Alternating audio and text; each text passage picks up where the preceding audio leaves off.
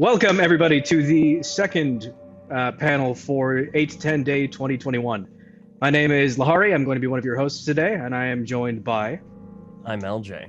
You know who I am. At this point, yeah, nobody doesn't. So, this is the contributors panel. All of the people who are present here today have contributed in some major way to all of the multimedia that made Bionicle the absolute juggernaut and gave it the staying power that we all know and love it to be. First up, we have Peter Mack, who was the founder of Templar Studios and was critical to the creation of both the Modern Nui Online game and the Modern Nui Online game 2, along with the Vahkiti and Bullrock promo videos, which I very much enjoy personally. And you're currently with Saber Interactive, is that correct, Peter? That's right. I've been working with them for about a year now. All right, excellent.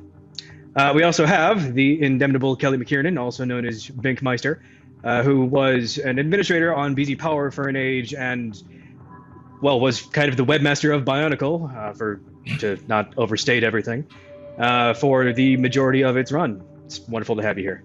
Thanks. We also have David Madden, who was a composer that worked with Sapphire on Legends of Modern Nui. And then we also have Justin Luchter, who was a composer with Sapphire, who wrote some of the music for Minog 1 and Minog 2. It's wonderful to have you both here as well. Thank you. Sorry, just wanted to mention that's Templar, not Sapphire. Did I accidentally do Yes, a stupid and not check my notes correctly? Well, that is on me, and I'm never going to get a job at NPR now because of this. Dang it. But either way, I do apologize for the misattribution. That is 100% a me problem. That is not on any of the staff here. So, with all that being said, I'd just like to go around the round table here real quick and ask everybody how y'all are doing today and how the community has found you so far. Starting with, I'll tell you what, we'll go by the order that I see you on my screen. Dave, you want to go first? Yeah, like I've been reading through all the questions here that I think are really fun. And it seriously has brought up like just remembering that time and going through it. And then just like now, I think like a few years ago when this whole thing was supposedly going to happen, I started like looking online and seeing that like, oh yeah, look, my soundtrack is all throughout like YouTube, and just seeing the cult that it was just overall, not just right now, is I mean, way more hits on YouTube than anything I've ever posted on there. So I think it's pretty fantastic, actually, that this goofy little game that I didn't ever think was going to came out, that was riddled with so much trauma and everything. And once we took it away from 2001, now maybe it's a little bit, a little easier, a little more pleasant experience, I guess. So yeah, it's been interesting. Awesome. And speaking as a game developer myself, there is no game development system that is not just fraught with trauma. True. This is true. I see that look, Eljay. I totally am a real game developer, I promise. Listen, different kinds of games we're talking about here. Yeah, the process Stop is the same. playing games and get to the next question. Well, we were kind of going through the roundtable real quick, so Kelly, if you wouldn't mind. Yeah, I'm doing good. And, same thing, kind of looking back on these excellent questions and kind of remembering my time. It was a very formative and kind of transformative time for me personally to, become involved with Bionicle, both as a fan and then, working for Lego for 6 years, some of that in Denmark. It was an experience that, you look back on and it's kind of life-changing in a lot of ways. So, it's nice to have those memories, and it's nice to be able to see the impact that it's had on so many people.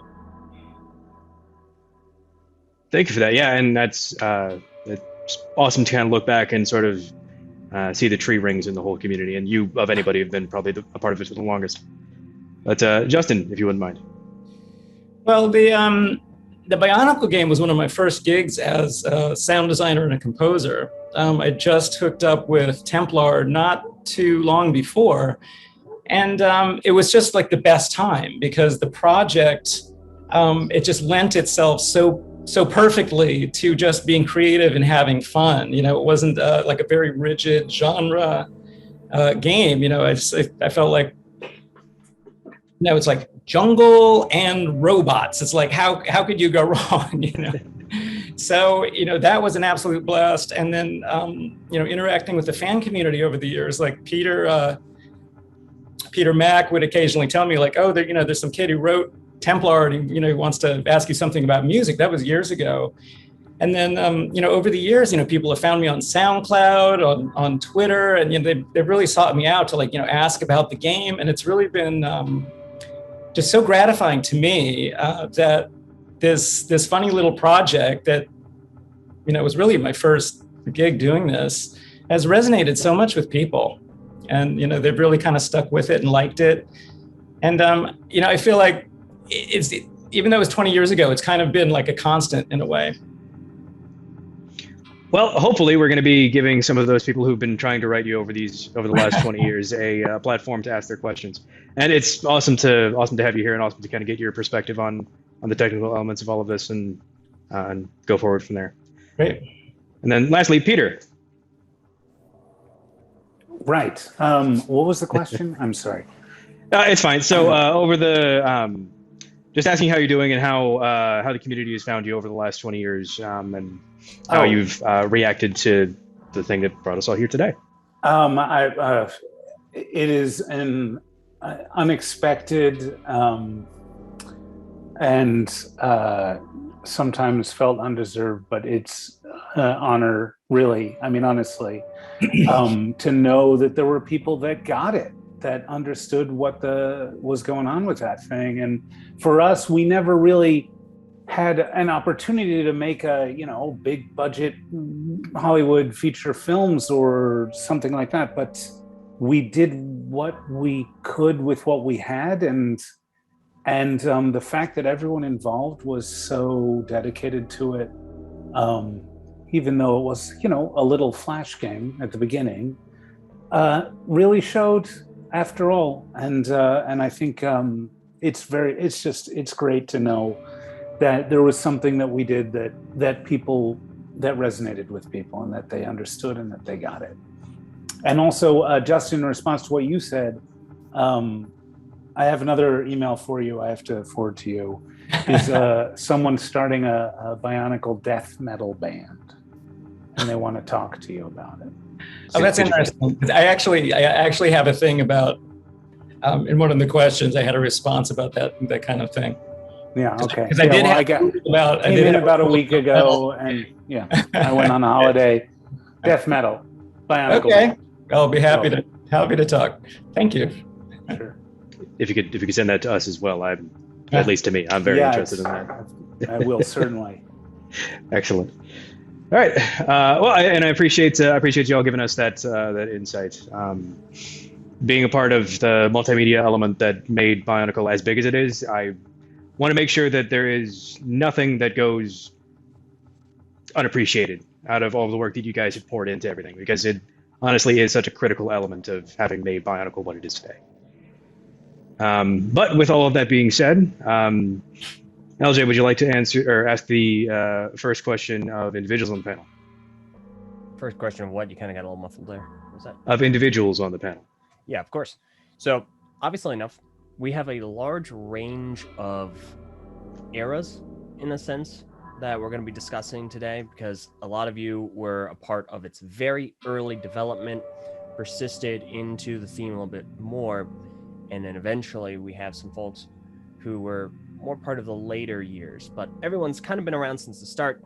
So, Kelly, I would like to start off kind of with you, just to get a baseline for what Bionicle.com looked like kind of when you took over, were working on it, and seeing if there are any similarities between how you handled it and putting games on it and handling its management, how that might have been done earlier on in Bionicle's life. Yeah, I think there was more of a, when I joined the company in 2007, I moved to Denmark and took over Leia's role, although she hadn't been doing it for a while. But, you know, took over the ownership of Bionicle.com. By that time, I think there was a little bit more awareness of what this digital realm was supposed to be within Lego. And there was a move internally to really kind of coalesce a lot of the properties into not a similar or identical look and feel, but at least structurally put them together in kind of the same way. You've got a fun zone, you've got a game, games, you got downloads, you got product information and story. So there was already a framework in place to be able to start putting stuff in. I think in the early days of Bionicle, what I remember it was pretty freeform. It changed pretty often. And that was interesting because it always brought you back for more content, right? There was a kind of a drip feed of content throughout there. Whereas by the time I got there, it was more accepted that it would be more of a, here's all the content for this half of the year, because it would launch twice a year. We'd have 2 product launches, and we'd have the digital assets released just in time for the products to hit the shelves. And that's really what the focus was. So the games, downloads, any of the story elements, stuff like that. And then we'd rely more on Greg or some of the other transmedia elements to help fill in the content throughout that 6 months to keep people coming back. So I think there was a little bit of a shift there. And personally, I would like to have been able to drip feed more stuff and be able to release it more, throughout that 6-month period, rather than just go, boom, okay, here you go, here's your content. And it was very evident. Obviously, Bionicle.com usually had a really good track record of keeping up with that every 6 months. Like, it could be pretty easily relied on. That unfortunately doesn't appear to be much of the case nowadays with other larger story themes such as Ninjago. The multimedia release in accordance to set releases is messy, and that is a very, very polite way of saying that. So, excellent. So that gives us kind of a baseline. So now we're going to go back. Real quick, Dave, Peter, if you could kind of let us know, when did you get involved? Because I want to see who had the earlier start, because that's going to kind of change how I lead into this next line of questioning. I started in 2000. So Matanui, so I was there for the beginning of the version that got canceled. So yeah, I'm trying to think. Was it 2000 or 99? It was 2000. I was still an undergrad. Yeah. Okay, and then when was Templar approached to work on Bionicle? Peter. Boy. Well, I feel like it was Christmas time. So it was narrowed it down. But you had some contacts at Lego. We had done some Mindstorm. No, we'd done some projects already. The whole it was Storm Runner, and it was we actually started working with Lego. Was Russell Stoll? Russell Stoll was an associate who we'd worked with at a web company in the late 90s. He'd gone over to Lego and then came back to New York and called us up to help develop. And we'd formed our first studio was just a handful of guys and girls. And he called us up to help develop the Lego Mindstorms website. So that was so we were already working with them on that. And then when they wanted to develop a marketing online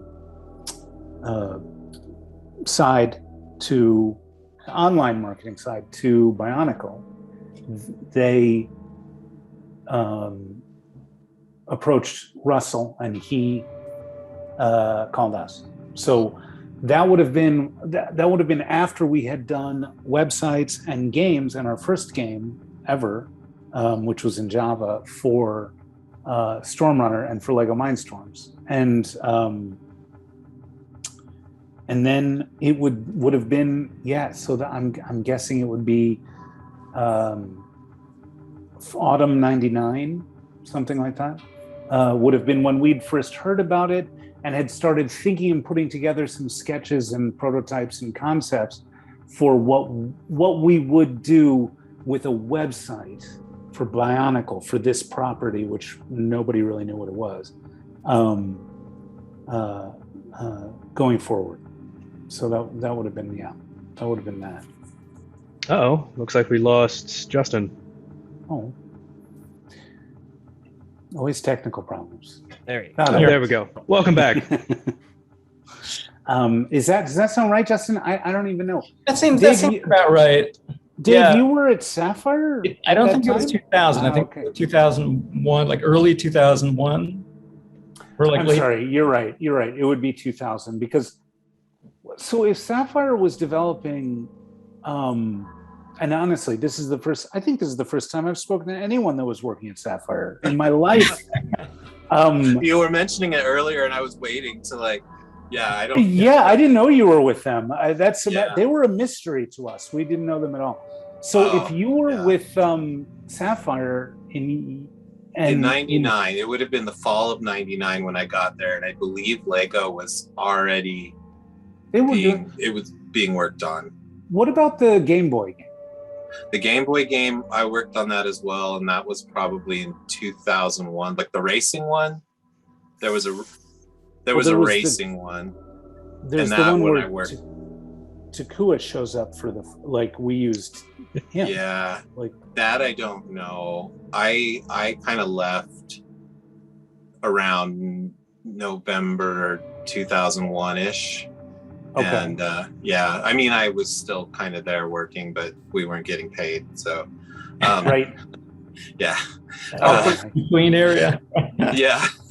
So I worked on it all that summer. I'm sure we were a mystery. Who knows? Our CEO was a mystery to us. Okay. Sorry, that's enough of that. Anyway, so the Game Boy game, not sure. Other than the racing one, I worked on that. Right, the racing one. Yeah. This may be a lot. This series of questions may end up in about an hour's worth of people going, which I apologize in advance if that's what happens. That's the digging we're here for. That's the kind of interesting I stuff. have a tiny bit of trivia for you. The main theme that's called of Legend of Matanui that's called, oh shoot, I don't know, but it wasn't written by me. It was written by a guy named Eric Nunemaker. He quit right 2000. So I'll send you the link to that so you can. That's one little trivia. That is, did we not get a piece of music at some point? Yeah, he did it way early on. It's completely different than everything I did. It's more. Anyway, he did. Is that the one with the heavy guitars and kind of metal a little bit? No, that's me. Oh, no, that's you. Yeah, I was very into drum and bass at the time. Okay. And The Matrix had just come out, and Fight Club had just come out, and the Chemical Brothers was my thing, and so I was really trying to. But his was a more orchestral sort of thing. So big, bata drums and swells and stuff. So whenever the Toa got in a fight, the music we're hearing that Justin, you incorporated into the soundtrack was from you, Dave. I guess so, yeah. I'm not sure because I think that music came from a guy named Paul Hardcastle, which I was looking at those questions. So not for the because there was one. It was like dun dun dun dun chung Yeah, that's one I've seen. The fight scenes, but I never heard that in the initial stages. Now that, as I recall, Lego sent to me after one or two episodes because they wanted to tie it in with some other CD or some other game that they had. But I don't think that was an original. So you may well have done something in that sort of realm, but I don't think that's the one that we put in. I wrote everything pretty much in isolation. Everyone was still hauling ass trying to get the game done. And I just went and I wrote music really quickly, and they actually mastered it. That was this was kind of my first gig too. Wow. My first video game gig. And I was just stoked that they actually paid for mastering because I could never get anyone to do that. So, so I really never saw anything matched up other than cut movies that various devs would send me. I would just, grab it and just match music to it. But that seeing it in the gameplay, I had never seen it till I watched it online watched the 6 levels. Well, not all 6 hours, but yeah. So a lot of the questions like which one, I had no idea where this music ended up, honestly. So I in the game or who it was sent to. I think that's kind of where we're gonna start things off, because we do have a couple of questions. So first, I'm gonna kind of tie these together, because I think the three of you kind of talking about this is going to be very interesting to see the dichotomy, and I feel like a lot of the interesting facts and trivia are going to come out through conversation like this. So we'll go ahead and ask these first questions. These are to Dave and Justin. A Matt Vanenshout asked Dave, Bionicle had a very distinct musical vibe. What kinds of music references and directions were you given? And to Justin, Beeslow asks, what was your creative process behind developing music for the world of Bionicle and its characters? So if you guys could kind of talk about your different unique perspectives and the direction that you kind of came at things from, that would be awesome. Go ahead, Justin. Well, honestly, I don't know where in the production process this whole thing was when I finally got the animation, because generally, in audio, you're the last person in line. They're like, okay, we're going to release it tomorrow. Oh yeah, and we have to put audio on it. So, all the animators have to do everything. All the story writers have to do their entire thing. So, I am, just like that first scene was my first, the beach scene with the open capsule. That was my first introduction to Bionicle. Now I hope I'm answering the question. I'm answering a question that's in my mind, but I'm not sure if it's the one that was asked. But I wanted to just establish a feeling for that scene and the whole game, because my whole idea of what the game was going to be was just based on that one scene, which was sort of a mist, MYST kind of click-through mysterious game where you have to find out who you are, where you came from, what's this mysterious observation thing over there, why am I on this beach, who am I? And all the action stuff came much later. So the origin of Bionicle for me in the music came from creating the mood of that beach scene. So is that in the ballpark of what was asked or not? Oh yeah, no, certainly. Because it was people are just curious kind of the direction you came at things from, what kind of inspired that atmosphere, because it is difficult to overstate exactly how influential in totality the early music, the early visual, the early appearance of everything from these two games, how much of an impact that has had and how much of a precedent that's set for the whole thing, just everything. It's hard to find anyone in the Bionicle community that would say, yeah, no, I mean, Manog was fine, but I definitely think that the 810NICLE Island assault really captured the essence of the theme. You won't. Well, at the beginning, we really didn't know what the game was going to be. And I don't think the people who gave us the game to do really knew either. I mean, digital media was new. People, I guess, had done, graphic novels or something, but this was kind of new for everybody.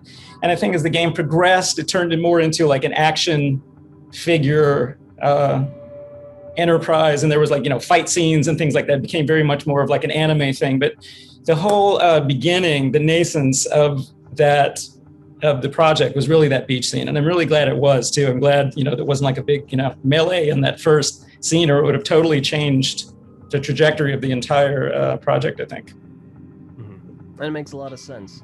And then Dave, you said that you worked kind of in isolation with a lot of the music that you worked on. Yeah, I think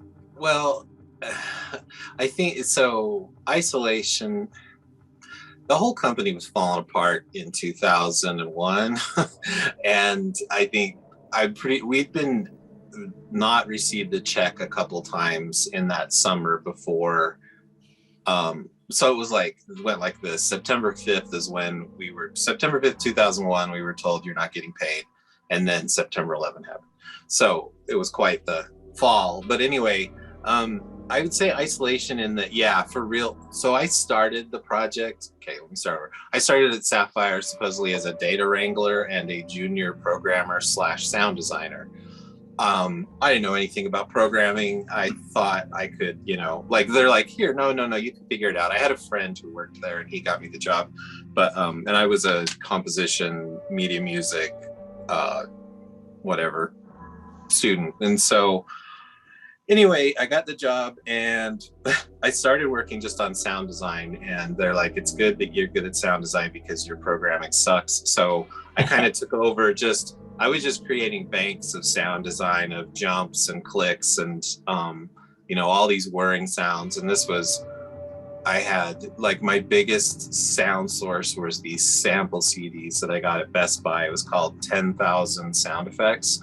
And I used that thing, like it was perfect. So there's probably a lot of those loops on here on the soundtrack. But I just started writing because I had no idea. Like I started writing the music because this other guy was quitting and no one was saying who was going to work on it. So I thought, well, I better, I wanted still hungry and I wanted to like get in there. So like it was never, here's this guy, I want you to talk about him. So like some of the questions I see, who's your favorite character? Like things weren't even quite developed yet. But I think the exciting part about that game was when they said, we want to incorporate more, violence. And it wasn't, violence in the sense of violence, but, the characters breaking apart and they seemed to, I don't know. I think really, I wasn't necessarily thinking of a theme because I knew, you can put in a couple of things and make it, and you're going to hear something go, oh, we're in a jungle. Mine was kind of more, I wanted to take Sapphire to a different level because I had just recently I remember I was really into that game SSX Tricky on PS2. Hey. And I was watching, this when EA made the game, and they have David Arquette in the studio and they have Moby and they have this dope ass studio where they're recording everything. And I'm just like on a PC and I was just like, I'm going to make this game. I'm going to make it badass. I'm going to do with whatever I want to do. And again, Chemical Brothers just seemed like it was the thing at the time. And it was really like this big beat stuff was, I just wanted beats was the main thing. So yeah, I'm not a big melody guy. I feel like they've all been written and I can't seem to write one. So I occasionally do, but it was just rhythm and I wanted it real metallic. And it was sort of really flavored by these old cheap virtual synthesizers that I was using at the time. So just really, I don't want to go into my spiel about what music should sound like in 500 years and how I sometimes try and think about that a lot. But anyway, so. If you like, I'll get you later on that one. That much is for sure. But with the overall discussion on the vibe that Bionicle gave off, especially in the early years, Kelly, I think you were probably the first person that is recognized as being outside of the Lego fold, at least as far as I'm aware, because I'm not too deep on the history, to have captured it and put it into a large fan work that was recognized by Lego and the people that created Bionicle itself, specifically the Majanu Expedition 1 website. Can you talk a little bit about the process that brought that around and how it brought you up and working for Lego? Or with Lego, rather? Yeah. So it was kind of a fun story. Back in 2001, there's this new product line from Lego with these cool robots, and my kids were right at the right age to really appreciate this. And I had there was a contest, build your own Bionicle website, and they had two winners, one for youth and one for adult. I'm like, hey, I'm an adult. Hey, I've been doing, building websites. Well, I think I'm an adult. I've been building websites for a while, so I'm going to try my hand at this. And the local newspaper had an article about summer fun with your kids on how to make your own fossils, right? With some fine sand and plaster Paris and, just stuff like that. I'm like, ooh, that's kind of an interesting idea. So I went ahead and took a bunch of plaster casts of different Bionicle elements and put them together into this, kind of a fake expedition website. It's like, archaeologists going to an island and finding this stuff, and kind of cool. We had no information about it, so I had to make up a bunch of stuff. But it was mostly just pictures anyway, and it was limited to 4 pages. I entered it to the contest, and it ended up winning the adult prize, which was cool because one of the prizes was all of the Bionicle products, including a Game Boy and the Game Boy game, which, by the way, my kids played the heck out of that game forever. And also a little 1.1 ounce solid gold POW. So that was a pretty cool little prize there. But in trying to find out where people were, who else was entering this contest, I looked around and there didn't seem to be any place where people were talking about it except this one little place called BZ Community. Lugnet, the adult fan website, they didn't really appreciate Bionicle. They just didn't get it. Jokes on them. Look at us 20 years later. But BZ Community later became a mod there, and it grew into BZ Power. It merged with Kanohi Power, a news website, and then just kind of went on from there. And I got some contacts within the Lego company where I finally found out, oh, hey, they actually need somebody to run the website. So I flew out to Denmark and got an interview, and had to turn it down because I couldn't move to Denmark full time with my family. The next year, though, turns out they had a part-time or a limited time opening, so I took that, and that's when I joined in 2007. And I ended up working in Denmark for, specifically on Bionicle for a year and a half. I was able to keep my job, but they let me move back to the States, move back to Portland and work remotely, where I did a lot of back and forth. And I did that for another 4.5 years or so, and worked on other things like, coincidentally, Mindstorms, Ninjago, Lego Star Wars, stuff like that, Hero Factory. So that's kind of my journey throughout the Lego community and company. Gotcha. Well, glad to have the record. Real quick, regarding that gold HOW, I don't think you sold it directly to him, but a friend of mine by the name of Andre Hurley has the one that you won. Mm-hmm. He has it in his possession. Cool. I've held it as of October of 20. It's still intact. It's doing well. That's good to know. Yeah, I had to sell it, unfortunately. So, but I'm glad it's in good hands. It's all right. You have, I understand the appeal of it. You have an equally cool item, so it's good. I have a few back here too, so. Beautiful. I think we want to get into those in a little bit, but I'll let let Nick take back over.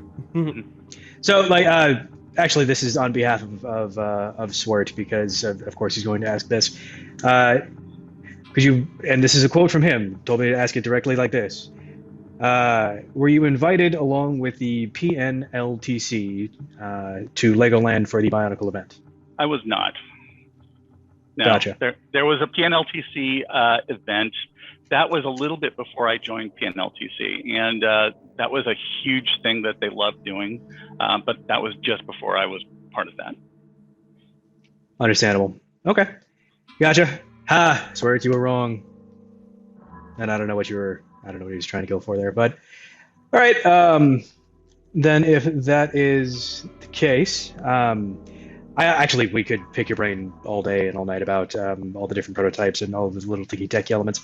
I actually have one question from the personal perspective real quick. Mm-hmm. That whole Save the Band thing that Lego did with the All American Rejects, where it was Voyanui was a real place and they had the yacht off the coast. I'm noticing a pattern there. Did you happen to have a hand in that suggestion? I didn't, and it actually made me a little uneasy to bring that into the real world so much. But I think that the campaign itself, they did a pretty good job with it. And it was fun. It made it more relevant, which was great. And from a transmedia point of view, I think it was a wise decision. From kind of a pure storyline point of view, I think it was a little bit of a mismatch. But I think overall it worked, and it was probably a good idea to do it. for the direction that the music overall that is associated with Bionicle went from that era going forward, it does make a measure of sense to me, I think. But you're right that I couldn't follow a single part of it as a kid. Like, wait, how do these people with long hair and electric guitars factor into my Bionicle?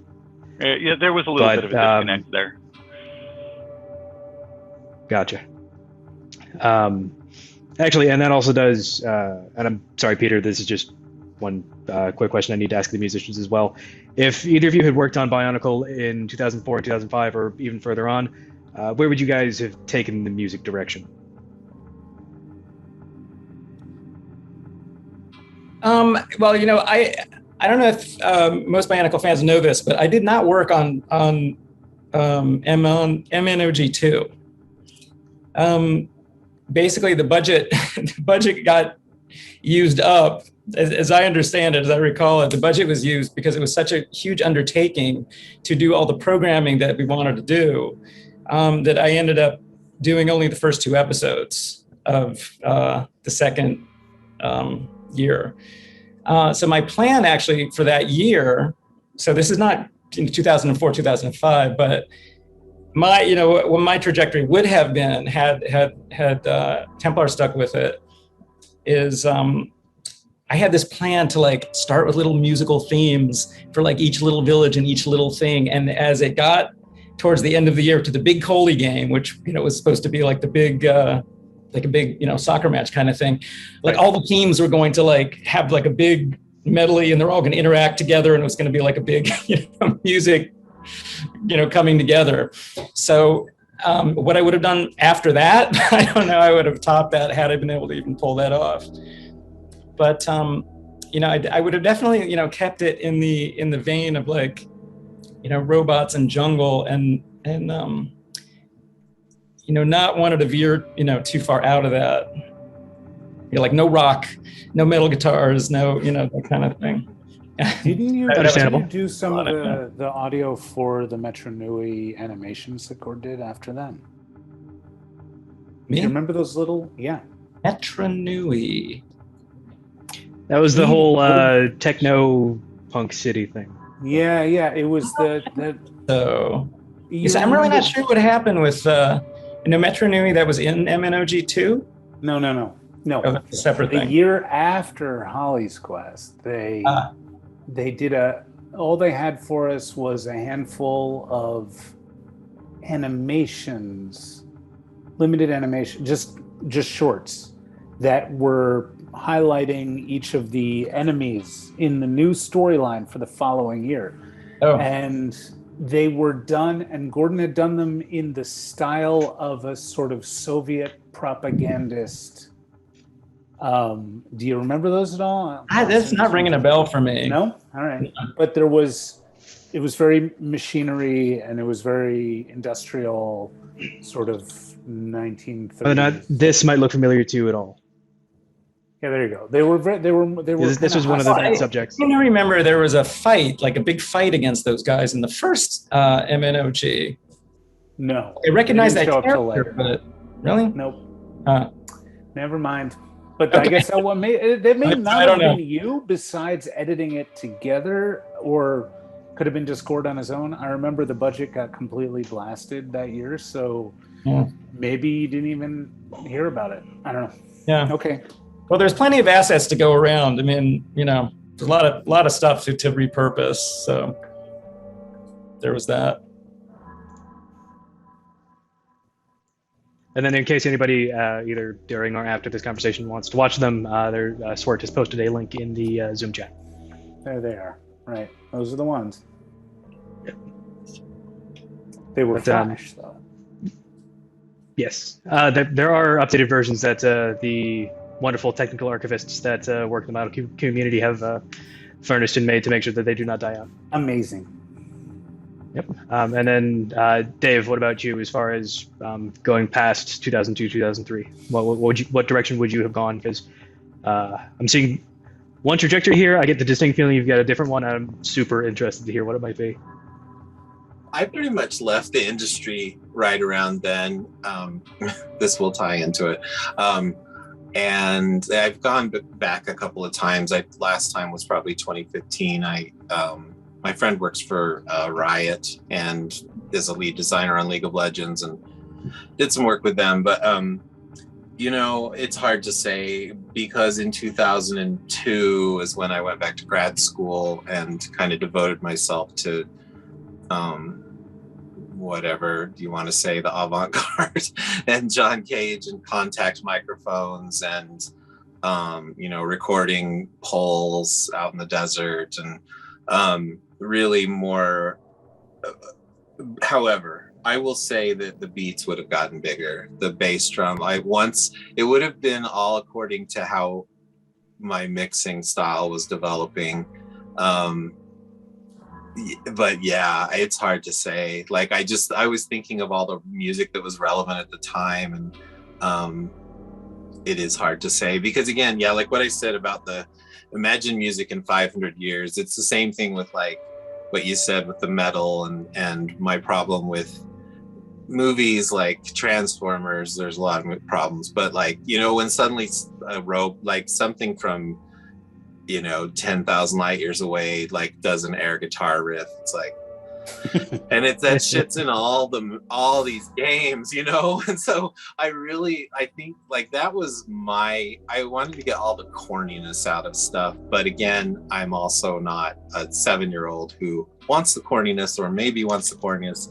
It's hard to say, but I know that I probably would have been taken off the project. I would rather, if I could do it today, it would just be I would just use acoustic instruments, and it would all be rocks and trees and just stuff like that. And it wouldn't go over well. Or it might. I really just I was so at that time in 1999, like The Matrix and Fight Club, those kind of movies felt really exciting, because it was something different. It wasn't completely different, but the way they were making these movies, and I really just felt that energy at the time and really wanted to be a part of that. So I was just, yeah, I was excited to try and somehow hitch my wagon to that star. So as far as the future, who knows? Because 2001 is when things started going a little bit sour for the creative world, especially around here. I see. And that does make a lot of sense. I mean, I think all of us are old enough, and the majority of people who are going to be watching this, I would hope anyways, are old enough to remember what the early 2000s were like, and sort of what the times were like. And as consumers of media, it was a stressful time, is all I'm going to say about it, because if I don't, I'm going to get up on a gigantic soapbox, and that's not going to be a great thing for anybody. But with all that being said, I appreciate the insight that you guys have given. It's massively interesting just to see how all of the different omelets get made, basically, for whatever eggs we have to crack to make them. So I do have one sort of unrelated question, and this one's directed at Peter, and it was phrased in a way that I don't particularly like, because it is the way that it is. But the character of Kapora specifically is sort of a standout from Minogue, sort of a standout from the 2001 era. A question from a person by the name of Matt Vanleyshout. Vanleyshout, I think it's how it's said.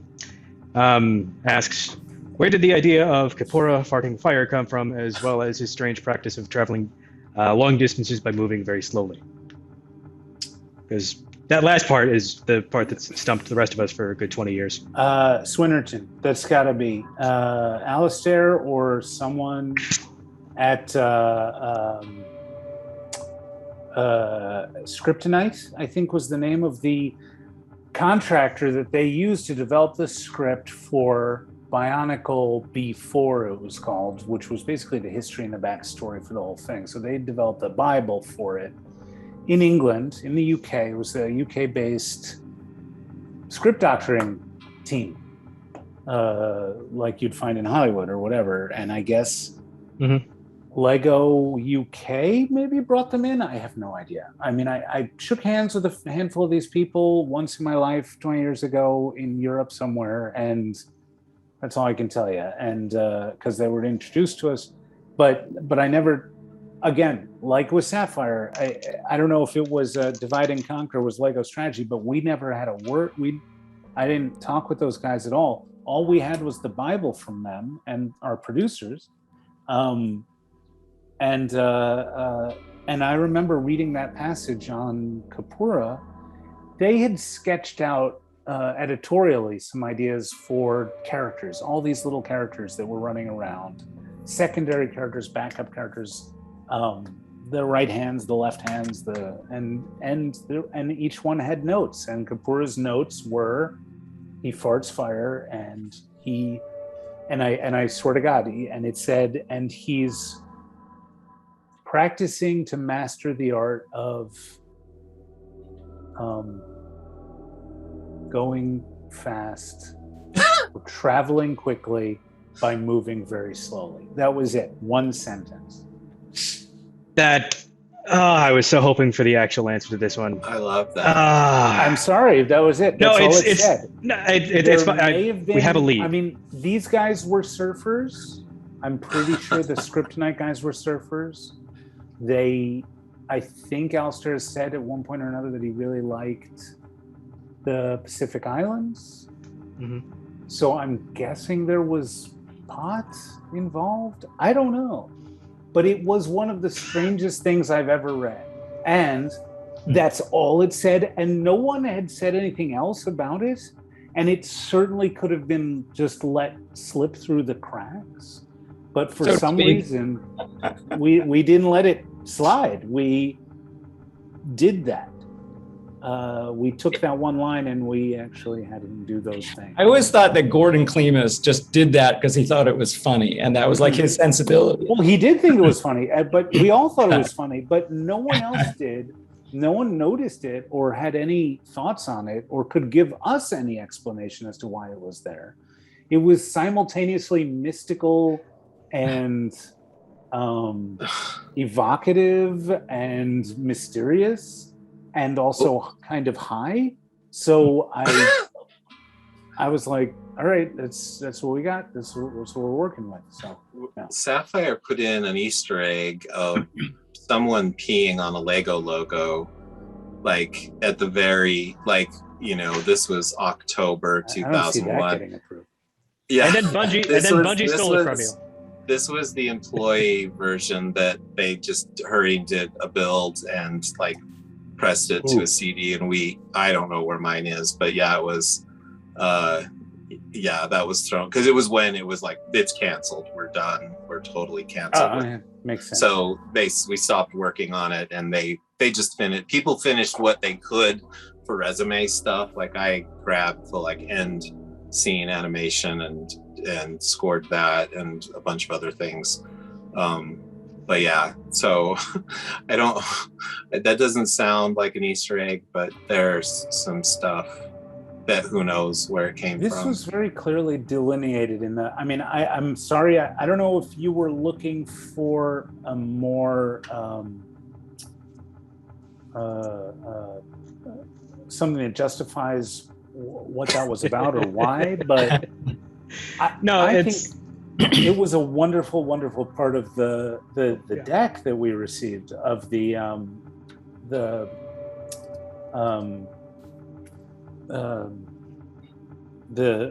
details about the characters were all very cool, and they're all pretty much, you know, they were sort of, you know, it was all really good stuff. It wasn't cliched, it wasn't hackneyed, it wasn't derivative. It was all really original, and I loved that line. I thought that was awesome. And one of the main reasons I thought it was awesome was because I did not understand it. So for me, that was gold. Yeah, we went with it. It's definitely a beloved part of Minog, and I think it might be one of the first 5 things that if a couple of fans get into conversation about it, that winds up coming up, just because Kapura is so... Well, Eljay spends an awful lot more time talking about He's Manog than I unique. do. Thus, He's the faces. unique, and yes, yeah, he's not. You don't see that kind of stuff, and I think that was a good thing about what Script and I did, about what Swinnerton and his team did. It wasn't I definitely normal agree. stuff.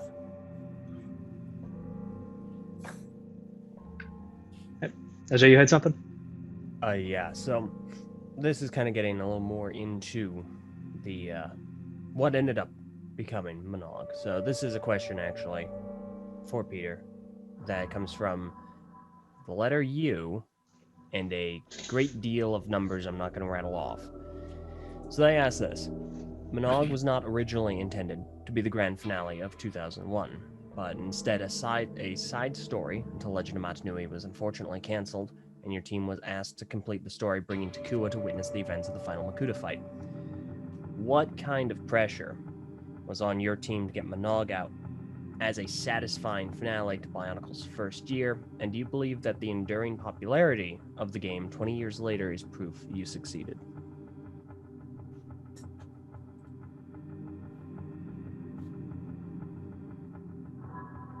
I think obviously we succeeded at something. I don't know if we succeeded at success, but we've done this much, and that's something. So yeah, I mean, but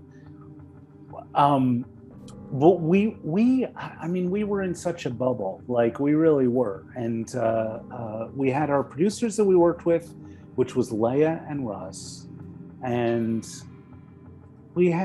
Jim Laren was on the marketing side, but he left not long after because they closed the office he was in or something, and they wanted him to move to California, and he couldn't, so he bailed. But we worked with a handful of people, and everyone else and everything else that was going on was really far away. We were like, a distant theater of operations. And I think that they were counting on the PC game to be the main thrust of the efforts behind it. And I also think Lego was running scared at the time. They were worried about what was going on. They were opening and closing offices left and right. People were flying around. It was kind of a mess. And we were just kind of in our little hole there doing our stuff. We didn't really talk to anyone. No one told us anything. We didn't know who Sapphire was, what happened to them. It was like a need to know basis, and we did not need to know. So we just carried on. So as far as pressure goes, whatever we put ourselves under immense pressure because our studio was young. So, and everyone in it was young. Nate Atchison was the key engineer behind that stuff. And how old was Nate? Dude, I mean, 21, Yeah. tops. Yeah.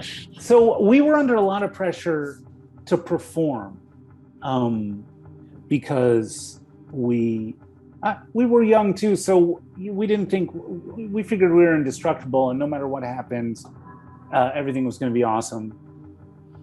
Now we know better. But things don't always work that way. But at the time it was great because we put all that pressure on ourselves. But as far as them saying to us, guys, everything else fell through, the entire global Lego company's fate rests in your hands now. None of that. They wanted us on deadlines. We drove Leia nuts, I think. She will probably attest if she even hasn't blocked it from her memory, because we would be up all night perfecting things because we wanted it to be awesome. We still do that. I mean, who are we kidding? Like we'll still get stuck all night on something if it's not right. But the pressure was large. I don't know, Justin, if you agree, the pressure was largely out of our own brains. I mean, we wanted it to be great. And I remember Gordon sitting up all night, not letting us deliver because he wanted to fix stuff. And so that wasn't really from the Lego side. No. Now, that's just how we rolled, and that's how we wanted to roll. I mean, not to necessarily push up against the deadline, but I mean, for me personally, and I think for Templar at the time, like we wanted it to be good. We wanted to go the extra mile. We did not want to do shovelware at Templar. No, but it wasn't even about people. We didn't even know anyone was watching. I didn't. No. We just personally wanted to. I mean, I was in a bubble, in your bubble, because like from what I did, I wasn't having to deal with any of the Lego people at all. I mean, any Lego things that came to me had to buffer through, a bunch of other people anyway. So I was really in my own little world, I think, Kelly, you said you worked with Leah Weston in Denmark. Yeah, I actually took her place. She's one of my closest friends. So okay. And if it's any she'll tell you. consolation, We drove her up the wall, man. She wanted to throw us out the window half the time. She was the producer. It was our job to make producers nuts. That's what we did. But we also, we don't do that anymore, sadly. If it's any consolation, though, she spoke nothing of but glowingly in terms of working with you later. I'm shocked to hear that, but that's wonderful. Yeah, she was very complimentary. We also were trying to do something pretty nuts, which was the fact that we serialized, we're releasing basically a bunch of games every month. So the pace and the amount of work, for it to not be a pile of garbage, was a huge effort. And we were, how many? 8? Core team, upwards of 20, 30 by the end. But pressure. Sorry, long answer for a short question, which was what kind of pressure were we under from Lego? The usual, but nothing special, given the circumstances. I feel like we were under that whole. This is our new product. This is we're going to introduce something that farts. We're going to show violence. We were under immense pressure, and I wasn't into, I have since become a project manager. I didn't, back then I just sat in my room and worked on stuff, but and didn't go to all the meetings. And but yeah, I remember each deadline was pretty driven, really. I mean, it always is, but yeah, we were feeling it. And then I think we just quite weren't far along enough in September of 2011. And that was, suppose I read that, the reason that they actually canceled it, but we were all under the impression, because we had been told make it violent, and, which is just everything falling apart and reassembling. But then we were told that again, I don't think it was a rumor that, yes, they came in and canceled because it was violent, or whatever, but also we just weren't ready. It was far. They had spent a ton of money. It was almost 2 years, and it seemed like a ton at the time. I don't know, but and then they just were done. They just said, yeah, that's it. So we were, and then it destroyed us. So we were hanging on by a thread anyway. And but yeah, we felt that pressure. We as far as we were really, yes, I think the fact that we didn't interact with Sapphire very much, maybe that was to our benefit in the end, because we really were under I think we were marketing. Well, it sounds like we went through the craft. It sounds like we went through the growing, the getting this thing going. You guys were once it was taken to another spot, it was we were the first iteration or whatever. So I would also credit Russell Stoll. Leia had just started. This was her first gig, and she was assisting him, and Russell's a really chill guy.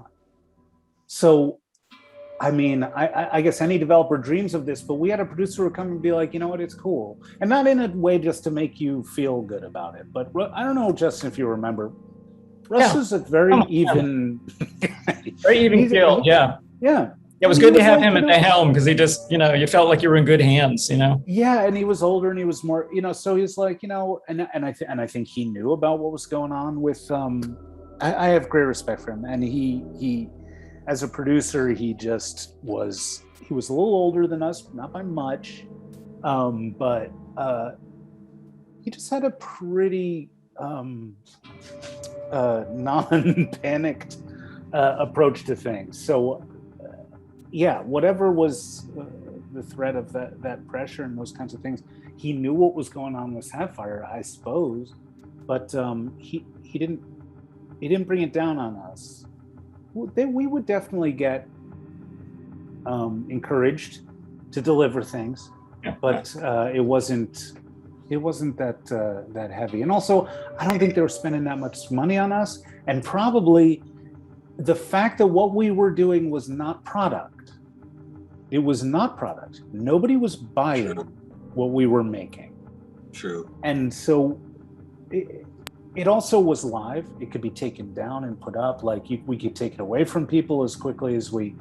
I think there were a lot of factors that maybe reduced the amount of pressure on our side that was not being exerted by ourselves.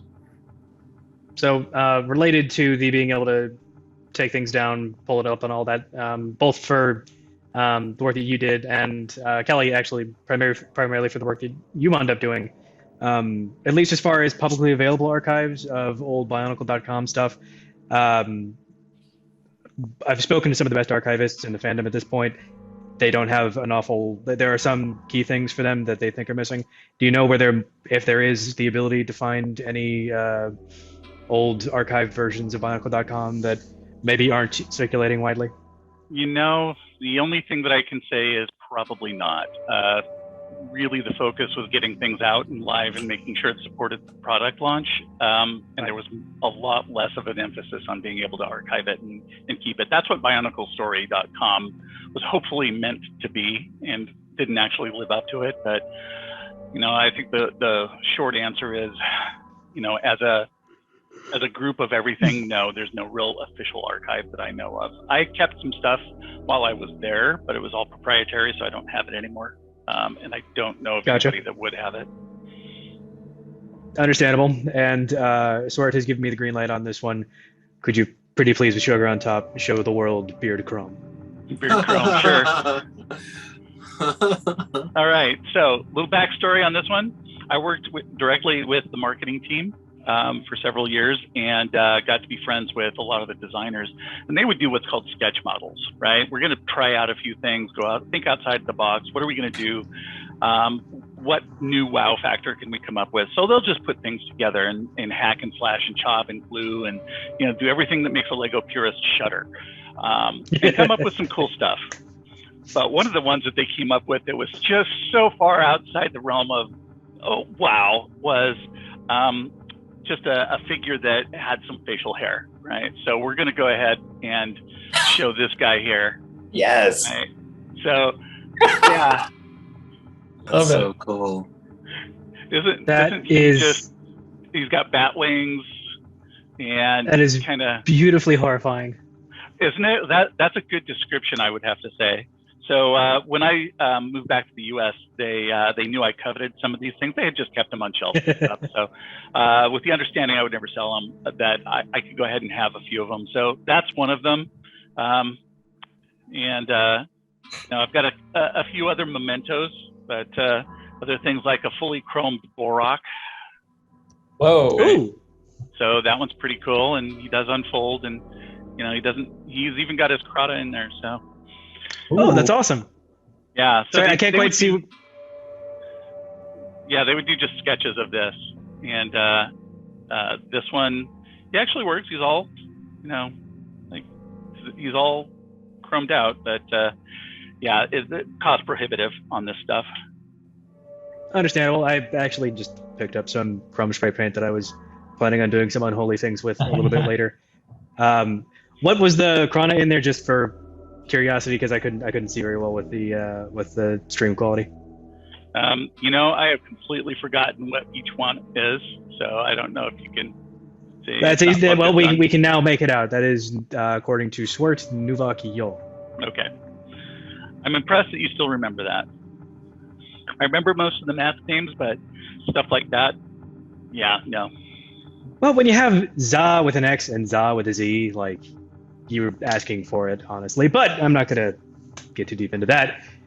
But thank you for that. And that's it's surreal to finally see the mythical Beard Crom.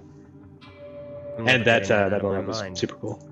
I'm gonna think in my most peaceful hours of REM sleep of that monstrosity. You're welcome. And it's game over. So it just for the size and the build of it kind of made me think that it looked like kind of what you could call a Godunka prototype. Is that what it was designed for, or? Yeah, I think it was supposed to be kind of one of the bad guys coming up for, Okay. not quite a Titan size, but maybe something a little bit in between. Oh, with a goatee, I mean, yeah, it's naturally evil. He's in that universe, the mirror universe. Oops, wrong franchise. Sorry. Well, I'll make sure that something gets recorded on that one. Oh, that is so cool. Sorry, just basking in that for a moment. Actually, I do want to do a quick schedule check with everybody here. Just while Eljay gets the next question ready for everybody. We are at about an hour 10, hour 15 almost. I just want to make sure everybody still has time that they can talk with us, because we could talk with you guys literally all day. Yeah, no problem. Well, I don't know if I have all day available for the next Peter, chapter. you are. I'm sorry, I'm muted. Yeah, I'm good, but can you see me? The sun is going down. Yes. Let me know if my screen goes black or if it's. You look like you're in a houseboat. Are you not? No. Oh, I'm okay. hiding from my kids. So they're on the other side of the house, and I'm in the bedroom, you're right. I'll move the camera a bit so that we get some. Oh, it looks like the boat's rocking. Oh yeah, we go. Okay, awesome. And then Dave, Justin, you both still good? Yep, I'm good till like another 40 minutes or. Awesome. Gotcha. If everybody's cool with it, let's. We've got around about 20 worth of meat left, if that works for everybody. That's fine. Yep. Yeah, 20, 30, give or take. All right, awesome. So, Eljay. All right, so we'll go kind of a little bit more of a random order before we move into more just for everyone questions. This next one is for Justin. This comes from user. So it comes from a user. Do you want to say it, or shall I say it just to preserve your image here? Because I can. Go for it. This is from the illustrious, the indemnable, the building them up too much. Singular. Too much. Joint dog 666. So they asked, how much guidance did LEGO give you in developing the sounds of Matt Nui? And I think this is a question also works well for Dave. Specifically, the first game's soundtrack samples. Samples one of the songs Universal music artist Paul Hardcastle wrote for Bionicle. Were his Bionicle tracks made available to you from the beginning as a kind of guide, or were they more hands-off? They were basically. I don't think I ever really heard from them at all, aside from that track, which came to Templar. I'm not sure why, but it came and Peter said, "Okay, here's some music for the game." And left it to me to sort of figure out what to do. And I sort of felt, well, this is not really the vibe that I want for the game. Like I'm kind of going for a little something else. But it turned out it was actually perfect for doing fight scenes and action sequences. So what I ended up doing is just taking that music and just like, that was the fight scene music. And it was kind of like the Flintstones were like, there's only like there's like 5 things of music, and then they just use them for every episode, and that was great. And so I really appreciate that they sent that over. But the only other feedback I got is when we were first starting, I sent them some demos of having the Bionicle figures talk, like some sort of sound effecty Bionicle voices, because I thought, maybe they just want something instead of just like a subtitle, they would like just them talking in their own Bionicle language. So I sort of made a stab at making, a Bionicle language, and I made some like robot voice things. And thankfully, they turned that down because that would have been an extraordinary amount of work. And I think it worked actually very well with just the subtitles and them just sort of, waving around. But I never heard from them. Peter, do you remember them saying giving you feedback or anything? I think they liked what they heard, and then they just were like, "Okay, go for it."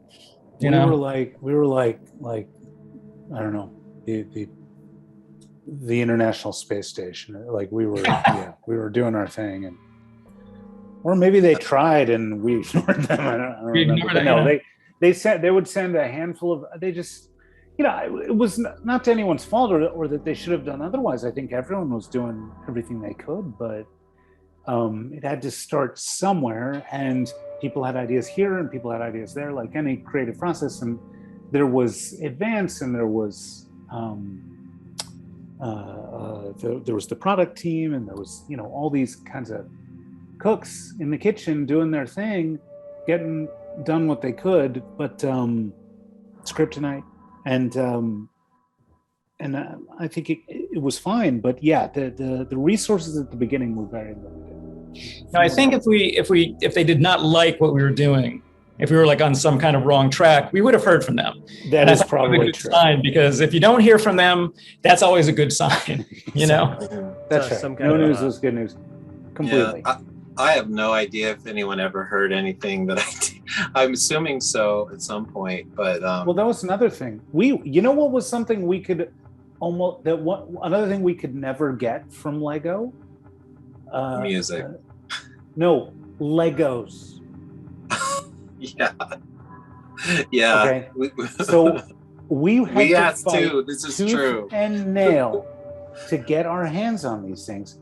We could not get them. That was not a thing. So that you had, what you had was miracle in and of itself. Yeah, I don't feel we didn't have a team of people.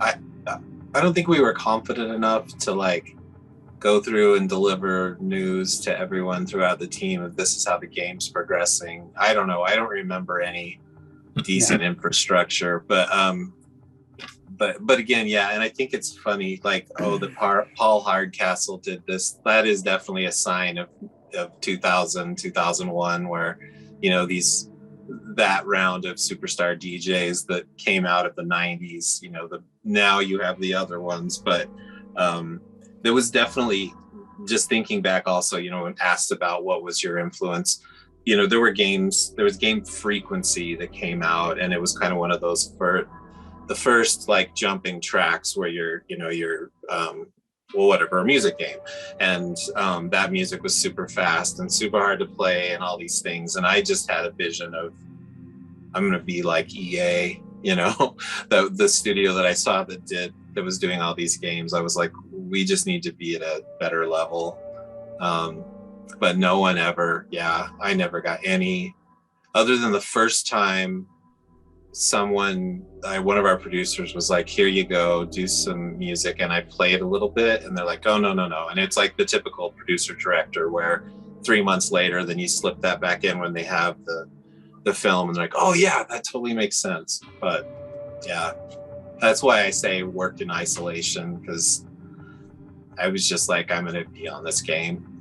We were working on another game called Barbarian, which actually got released. Oh, the one bit of thing I forgot to mention. Yeah, we were actually at E3. Sapphire was E3 in 2000, and we were showing the Lego game actually at the booth there. And there was very little gameplay, but yeah, it seemed like this was going to be a good thing. And then we weren't invited back for the next year. Interesting. All right. That does a really good job of encapsulating all that. That's excellent. Huh. Okay. In that case, we're going to move on to some more general questions for everyone to kind of just chime in. So this actually comes from Suddenly Oranges, who asks, what's your personal favorite fan experience you've had throughout Bionicles run? Was there ever a time that you'll always remember interacting with a kid or a fan that made you feel like this was all worth it? Well, I'll just quickly tell my story because it's very short. I've had sort of a trickle of fans, getting in contact with me, and a lot of people have told me they got into music. because of my efforts, which is very gratifying. But one kid wrote to me on Twitter and said, it was like your music drew me into that game, and I learned how to read from the glyphs of Bionicle. So, like, I guess he and his brother would sit and read those stone, you know what I mean. And he learned to read from Bionicle, and it was like, and I got him there to learn how to read, and that made me feel really good. So that's my one little fan story that sort of I just had to tell somebody that one. That's astounding. Yeah. I think I just barely posted about being on this on Facebook the other day, and I'm never on there anymore, but I don't know why I need to mention that, but to have the person who fostered my dog, like this random person, and two guys that I used to work with, and someone else all pop onto that thread where I posted about this happening, and I posted a link to, that all of my clips are on YouTube, like attributed to me writing it. But I mentioned it, and all these people just sort of came out of the woodwork. They're like, dude, yeah, I played that. Like, they're all like 30 or so. And like, yeah, that was my thing, and that was this and this. And like the person again who fostered my dog, she's like, oh yeah, I didn't know you worked on that. I blah blah blah. And like all these people have way more knowledge about everything than I do, and so that's why looking at the questions, I was like, I better review a couple things. But that was the kind of stuff that was like, anytime I mention this game, someone in the room will say something. Huh, that's cool. It's kind of funny to come across people that that find that out, and they're like, what? For years, yeah. A couple of them I've known 5 or 6 years, and the one's like, oh, I knew you worked on games, but I had no idea. Mm-hmm. Kelly, Peter? I had most of my interactions from the other side of the band community, being part of the band community for the first few years. Just that was a mindset that I always took when I was in Lego. So it all kinds of melds together. But then, having said that, I do have a pretty solid fan base of my own, right, Squirt? So, yeah. That's cool. Sword, if you'd like to chime in as a voice of God real quick and acknowledge that you've been called out on the floor. But yeah, if not, I can jump in real fast. No, I know what you're talking about, Kelly, though. I'd like to think that there's a bit more than just me out there. There is, but you're my prime guy. Yeah, well, I mean, I'm also just, man. 2 hours north of you? So yeah. Plus, we actually know each other, too. So that helps. Yeah. Actually, I think we're the only ones in this call that, I guess I shouldn't say that, because I'm sure Peter and Justin have met each other in person more often. Eljay and I have shared a shot of milk. It was chocolate milk. It was delicious. It was served by a bar. It's a long story. But yes, we've met before. Get into it later. We've met. Real quick, I just want to make a mental note. Kelly, I have a story regarding a contest Lego ran on BZP. It's a mock contest. The prizes, the winning mock ended up getting purchased by Lego for use in Hero Factory. I have a story about that, but we'll save it for after things kind of wrapped up. But yeah. All right. Peter, if you happen to have a fan interaction. Well, although this death metal guy was pretty good, I gotta say, it just happened last week. No, I mean, honestly, I'm always amazed. So there's no one thing more than the other. I love that. Last year I was chomping around a adventure game, Justin knows, that we've been working on, and met a guy who put me in touch with some publishers, but the guy was an artist, was an animator in the UK, and a professional working game animator, and and that's but he's 30 and he was 10 when this came out. So He's one of the army, and I ran into him that way. And now the guys I'm working with at Saber, they're the same. So I'm realizing that it has sort of made its way into the zeitgeist and into the strata of culture all around the world. And that's thanks to Lego. I mean, Lego is a global brand. So I've hit people here in Portugal just as much as in Asia and you name it. So no, I really can't point my finger to one thing. I'm just glad we were able to be involved in it. Well, for the sake of pointing to a single thing, we'll just count the death metal one. But that's an excellent sentiment overall. Sure, that works just as well as any. It is super cool. I cannot wait to hear whatever that is. Me too. Yep. But actually, on the note of fan content in general, I know that Liam, the gentleman who kind of started contacting you all, you might know that he's working on a releasable version of Legend of Mananui. But have you heard of any of the other fan game projects out there, like Masks of Power or Quest for Mananui or anything along those lines? Because the era that you guys worked in, the 2001 to 2003 kind of era, I think is definitely the thing that people point to most. And there are several 3D fan games out there that are trying to capture what you guys initially did with stuff like Mindag and Legends of Mananui. Yeah, I had no idea that it was still going so hard. And again, it is. It may even be going stronger now.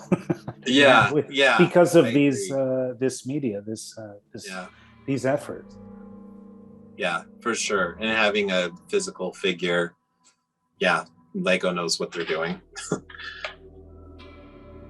would definitely agree. I have not had a chance to play. I sadly have not had a chance to play any of them. I haven't been able to look at them very closely. People send them to me all the time that I work with or that are friends of mine, and that come across them. I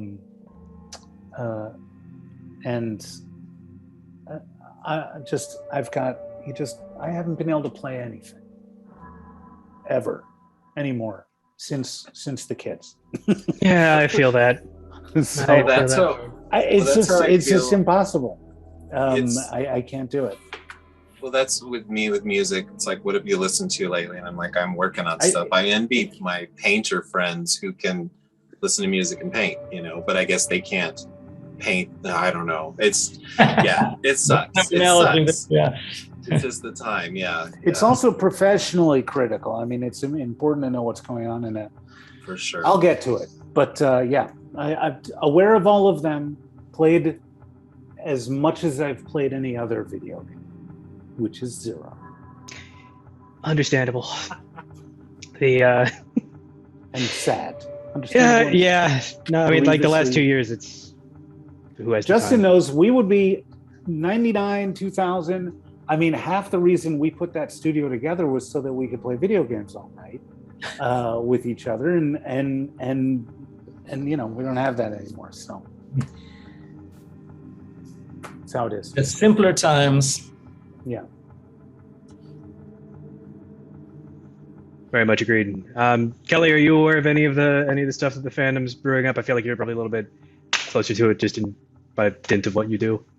Yeah, I've seen quite a few of the videos, some of the gameplay videos and walkthroughs and stuff, and it's pretty impressive. I haven't played any of it, but yeah, I'm continually amazed at the creativity and skill set of the fandom. I mean, since day one, people drawing, making stories, doing mocks, now doing video games, things like that, writing music, all sorts of stuff. So it's just really impressive. I definitely think that you guys and the founders and the other people that worked at Templar, Sapphire, and all of the other multimedia elements that wound up turning Bionicle into the giant confluence of all the awesome stuff that it turned into, planted that seed to make people want to get good at their craft, get good at music, get good at making games, get good at modeling, get good at whatever else, and that ultimately can be considered the fruits of your labors. Just I think not to dope too everybody's much. kind of standing on the shoulders of giants. I mean, I feel like I was influenced by people who I thought were great. And, hopefully people will think that everyone will be influenced by us, but then there'll be other people down the line who will be influenced by them. So that's right. We were by no means a vacuum at the time. Yeah. Everything we did was ripping off someone else. So it's called being ripping off the Matrix. But I want to go back. Postmodernism. I want to go back and say that generative music is probably where I wanted to go back then, as in to actually get a game engine, again, 2001, that was, had this sound set and everything, and that it could actually evolve and that sort of thing. That's where I wanted to go back then. I know it's been done, but that's what I would have. It wouldn't have necessarily. It's not necessarily what it sounded like, but it was how the interactions would go. I was really interested in that, to have a real dynamic game rather than you cross a line and trigger this, throws this sound. So side note, I was just thinking about it as we were going along. I do remember that, and just asking about how do we do this, because it was PS2 had just come out, and I don't remember how many gigs that thing held, but like the Game Boy Advance, I had 4 megs for the sound, for the MIDI files to put in there. So it seemed like that was the time everything was going to grow. And it did. I just wasn't with it. All right. Okay. In that case, we're going to go and ask. Got 2 more. And this next one is just kind of a fun, kind of lighthearted one. This is from Markskutul 13. I butchered it. And others who wanted to ask which original Toa and or character was your favorite and why. And this can be for any reason, like mine. Looks cool. For me, I'd probably have to say Tahu. I mean, he's the first one. He was the powerful one. He was the key character, the key visual there, and he's the one that kind of grabbed me first. That makes sense. I understand. It's understandable. Yeah, it was hard I didn't really have, again, I didn't know their personalities when I was working on all of this. There were certainly scenes that I love. I think I'm more into the villains, like the bull, or not villains, but just, I don't know. The kind of antagonistic force. Yeah, for sure. And again, though, I did not get to know their personalities. Other than we did get some toys, but they ended up just in a big, gigantic pile on a table. And it was just like, let's put a mask on someone's butt. And it was just what you do with Legos. So, but we didn't have like anything proper. Understandable. I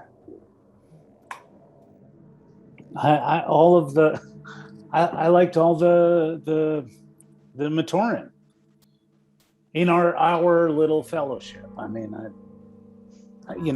it's hard to choose. I like Taipu. Taipu was, and I like very much the Pecoran guy, the rock, the really eager Hafu. Them. Like, I mean, I liked Gali. I liked all those cats, but the guys that the guys that I liked were the guys that were not good at what they should be good at. And like, what was the name of the guy that couldn't fly? Tamaru, right. And but then I also liked who was the brother, not the brother, but the right hand of, okay, this is gonna be a weird reference. The right hand of the Onukoran Usuri captain. Oh, right. Onepu. Niparu? Onepu. Okay. You say Onepu. I like him. I like him because he's kind of like, okay, this could be a weird reference. Lair of the White Worm. Justin, you with me on this? I'm familiar with the movie, but I'm not sure. Who's the actor that plays? Who's the actor that plays the what's his name? Famous British, the most British actor of all. Can't play that. I just can't help but think of Gary Oldman for some reason. No, not him. Before that, it's gone from my brain. It's Hugh Grant, isn't it? Hugh Grant, thank you. Yeah. Yeah, right. He's the Hugh Grant of. I mean, it's crazy to be breathing this much stuff into it, but he was reliably two-dimensional. You know what I mean? And that's useful. That's useful to kind of build the world. I have not watched that in so long. Wow. Yeah.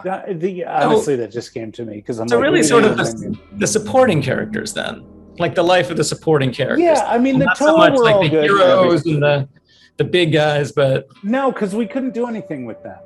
So, but the others, we could do whatever we wanted, even if it's some weird distant reference to a movie from 1981 that, I liked him because he was a cavalry captain, and that's awesome. It is. So, he was heroic. He was heroic, even though he was, small. And I'm just gonna throw him out there. If I'm gonna pick one, I'm gonna go with that. Gotcha. Okay. Onepo. Done. I'm calling it. And Justin, did you have anyone in specific you gravitated toward?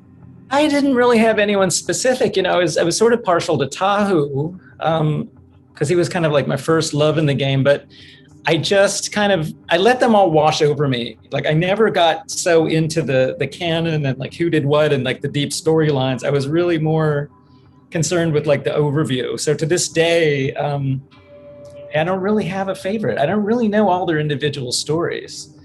And even at the time, I sort of remember, Gordon telling me, oh, this one and, and that one. And I felt embarrassed. Like I couldn't remember their names, or like that one has the yellow mask and that one, so. Well, they had to draw all of those masks. So. So people who are more involved with that sort of the content, I think, more have like a closer relationship, or maybe the people who made the stories for them. But I was never involved in like each character so much. Yeah, I made up the voices for every one that I did, and I don't remember anyone telling me to do that. But it was just in the cut movies. I was like, well, I'm going to make voices, and I'm pretty sure all I did was say some sentences, go in and sound forge and throw words in reverse. It was nothing, no script. I just did it at my house in my bedroom. It wasn't in a studio. And so I've seen lots of questions around those, and sorry to disappoint, that doesn't mean anything. Like, also I was even before the controversy, I was like, I'm not going to do any voice that we know on Earth. You know what I mean? Like, I'm not going to do any accent. So I was like, how do I keep this just totally, like, there is some gender in there, but yeah, it was never, here's this person, make them bigger, make them this. Because I always kind of, when we were developing it, they were still sort of, I don't think they really had the personalities when we got that. So. It's understandable. Yeah, the heroic Toa were very heroic, and they I think that over time they evolved a lot. They definitely did. Lua, Onua, and all those kinds. But yeah, I liked also who was the Kopeki, the guy that didn't talk. Kopeki. Oh, Kopeki. Boy, we still don't thing we did know not 100%. There's no pronunciation. 20 years on, there's conflict surrounding that specific thing, so don't worry too much about it. So, all right, we managed to narrow down. It's pronounced Liwa. We talked to everyone involved in the creation about it yesterday. Confirmed it finally. It only took us 20 years. So we are good. But we have it recorded. All right. I'll Not to write swear. that down. Yeah. No, Good to know. it's funny that this question comes up because I always think back, whenever I'm thinking about this. I mean, it's pretty obvious. No big secret. But it's always because my first real interaction was on Bionicle.com, and it was the Liwa versus Onua fight, and that was just perfect. All right, we're done. Game over. It was just so ingrained, and then eventually traveled on into the quest for the Toa Game Boy game, and just spending hours trying to fight my way through that. And so it's very interesting how all these things came together to craft an experience just beyond a product on a shelf. So it's all kind of full circle in a way. Funny you guys are talking about pronunciation, because even, when I worked for Lego, I couldn't get everybody to agree on what things sounded like. It was kind of a pain, especially like towards the end in 2010 when we were having Michael Dorn do some sound recordings for the ending of Bionicle. I got to do the voice directing on that. I wrote that and voice directed him, and so I was the one in the studio with the little thing going, "Oh no, it's pronounced whatever," as he was going through the script. So anything that came through there that was wrong, that was because it was me and because it was my interpretation of what that sounded like. Two notes on that. One, everything was fine. Two, that's good to hear. My understanding was that you really wanted Scott McNeil to do that very final recording, but it just didn't line up. Voice actor Brent Miller had a sit-down interview with Scott McNeil, because they both do voice work for Ninjago. And someone sent in a question, can you have Scott McNeil do that line? Now, the audio quality ain't super great. It's outside. He doesn't really recall the voice because neither of them, knew what the questioner was asking. But it's a start. So it's out there. It did eventually get read by Scott McNeil. Oh, that's cool. Yeah. So awesome having you guys all here today. This is going to be just the last one to wrap up, and that is, please plug your stuff. Could you just kind of go down the line and tell the Bionicle fandom who they love things that you all have touched and created over the last 20 years, what you're doing now, so that way they get more of you. Dave, if you wouldn't mind starting off, so that way we can kind of... Sure. Trying to think. 2000s, I did a lot of stuff with a lot of electronic things. I was a turntablist for this. Anyway, let me just plug my stuff. I go by the name Non, N-O-N-N-O-N, like no, and it's bandcamp.com/the Non. My direction with music, I'm still very much making it probably more on the experimental side of things. I went through a period of doing a lot of junk percussion, finding things on the road and turning them into instruments. There's a lot of links I could send. I worked on a project recently, the band Coil, which was a kind of a mystical band. I did a cover of one of their songs, a 15-minute cover. And I've stayed in the music industry as far as not really being paid for it, but I just make the kind of stuff that I want to make. And so bandcamp.com/the There's other places, but that's probably the best. I've got a lot of variety of things on there, a lot of modular synth things and stuff like that. We'll make sure to get it in the link dump. So okay, cool. Kelly, if you wouldn't mind. Yeah, I got on mute first. Actually, after Lego, then I decided, I stepped back and tried to figure out what I wanted to be when I grew up, and I still haven't figured it out. But in the meantime, most of the stuff I like doing has to do with usability and UX. So I've become a UX designer, and I've been doing that for local companies around the Portland area. So that's where I'm at right now, and I'm also doing creative work with woodworking, things like that. Okay, very nice. Do you have any woodwork laying around just to kind of show off? I don't know whether or not that's within arm's reach. That one. Yeah. Oh, okay. So Awesome. the Oregon. That's about 2 feet wide. Oregon counties. Oh, very nice. So. All right, thank you very much for that. Peter, what you got? I can't say. I've got it. Well, I'm working as you mentioned before. I'm working with Saber Interactive now, and we've got a game that's supposed to be done in a year and a half for consoles. So Okay. I probably, I guess, PC, but and that's if it's on schedule, which we'll see. But let me take a rain check on promoting that, and I will get back to this to you and everyone. Hopefully, when I've got something out there for people to see.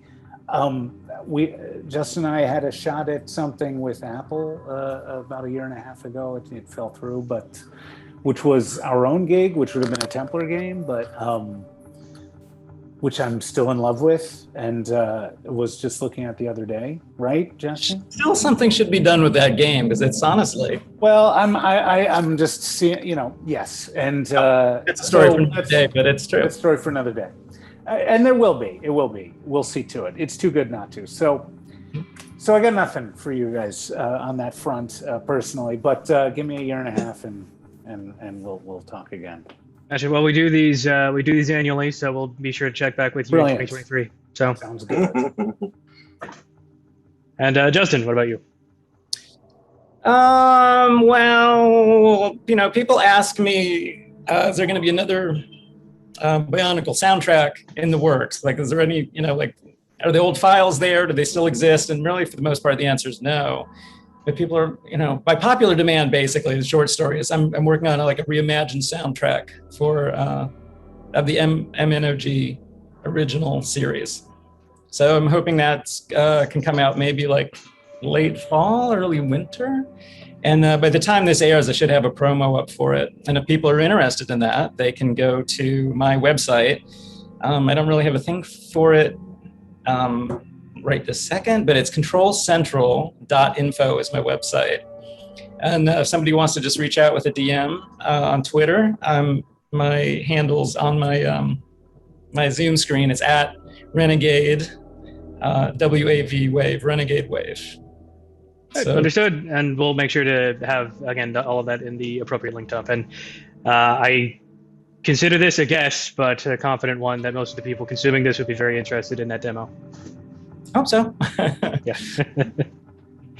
But okay, well then, from the bottom of my heart, it's been awesome having you guys here. This is surreal, both today and yesterday, talking with all of you guys that have been cornerstones to not just my childhood and the development that I went on as a person, but I think the vast majority of the people that will be watching this. I know Eljay, you can clearly see all of the evidence behind him of the impact that you've had, for good or for ill. Yeah, I'm a nerd. Thanks, guys. But it's cool now, so don't worry about it. Yeah, exactly. Just at the right time too. Like if you guys had done this in 1989 or 92 or something like that, we'd be screwed. Yeah. But but either way, it was awesome having you all on, and for the 2021 810 day, I have been Nick Hartman, also known as Lehari of Red Star Games.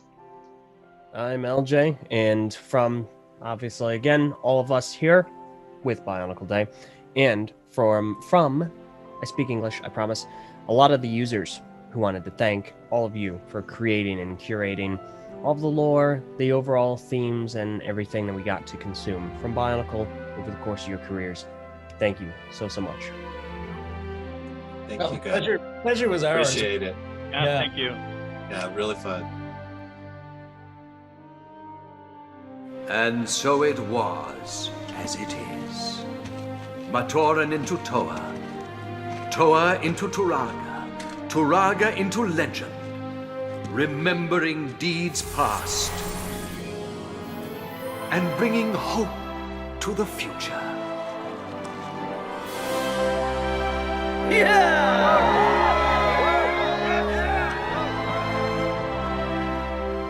United in duty,